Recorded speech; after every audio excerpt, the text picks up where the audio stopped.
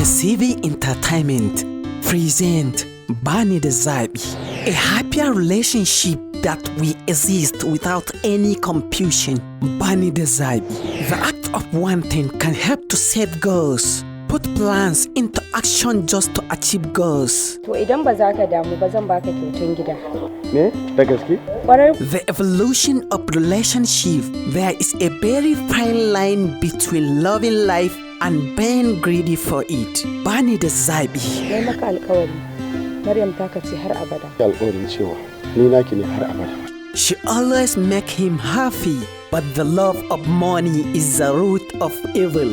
Ina da kamfanoni a Kano, Katsina, Lagos, Jos, Kaduna.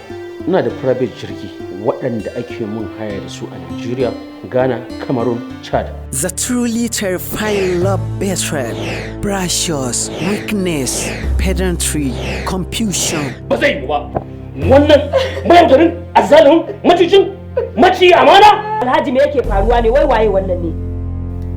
Wannan da kuke gani shine azalimin nan maƙiyinku. Cast Shu'aibu Lilisko, Hadizan Saima, Rahama Ibrahim, Bello Muhammad, Iklima Yusuf, Firdausa Arzai, Abdullahi Dakta. Produced by Bello Muhammad Kamba. Executive Producer Idris Jamsi. DOP by Adamu Dausayi. Directed by Abdullahi Nalaku. Bani da Zabi.